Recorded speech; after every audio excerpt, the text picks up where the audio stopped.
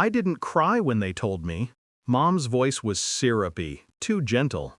Dad couldn't meet my eyes. They said my Sweet 16 was postponed, not canceled, just delayed, because Emma was feeling overlooked. I remember the way she stood behind them, pretending to look sorry. Her nails were painted the same pastel pink I'd chosen for my cake. I didn't argue, I just smiled. That was the night I stopped being their daughter and started being my own person. Emma had always been the golden one, the louder laugh, the brighter smile, the softer version of everything I was. If I scored 90, she scored 95. If I sang a solo, she accidentally hit the higher note. Our parents said comparison was toxic. Then they'd compare us over dinner. I grew quiet. She grew adored. By the time I turned 16, I thought maybe, just maybe, they'd see me. I'd saved money from tutoring kids, planned the decorations myself, even made a playlist that included Emma's favorite songs.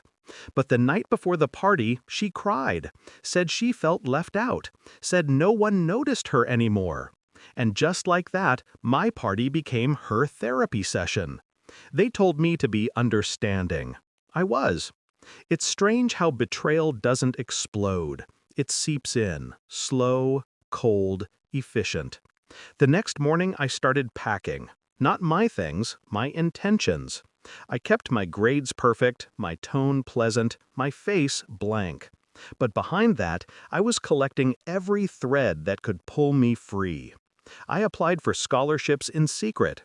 Started a YouTube channel under a fake name, sharing tutorials. Nothing special. Makeup, DIY crafts, simple stuff.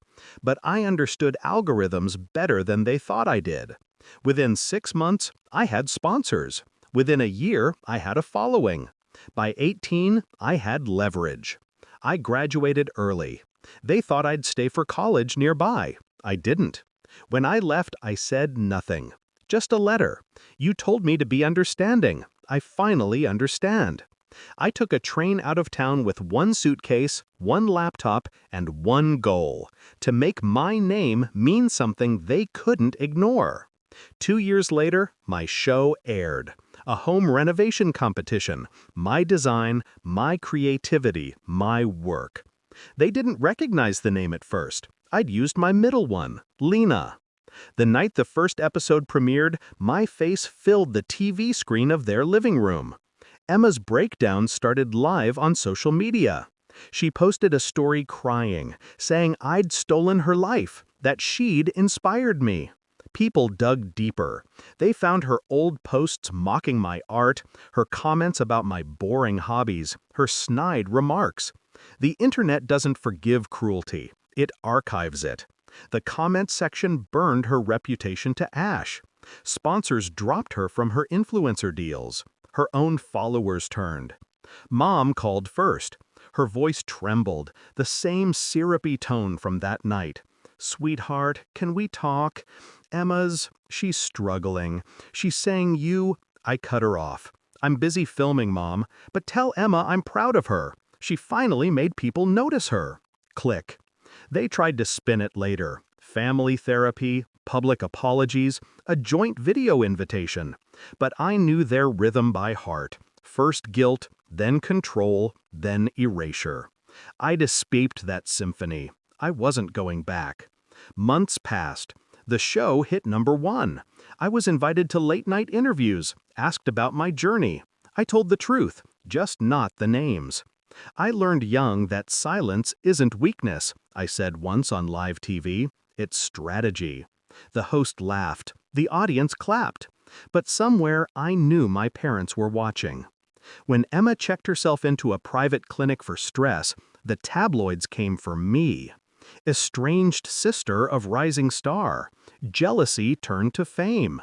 I didn't respond. I didn't need to. Her meltdown wasn't my doing. It was her reflection. I just gave her a mirror big enough for the world to see. Sometimes I think about that canceled Sweet 16. The pastel balloons, the cake that never got baked, the invitations that never got sent. Funny how they thought that night would humble me. It did, but not the way they meant.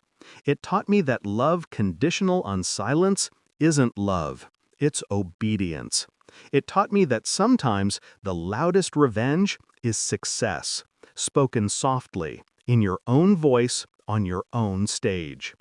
When people ask if I've forgiven them, I tell them yes. Forgiveness is easy when you no longer need the apology. Because the truth is, they didn't cancel my birthday. They built the woman who replaced the girl who wanted one.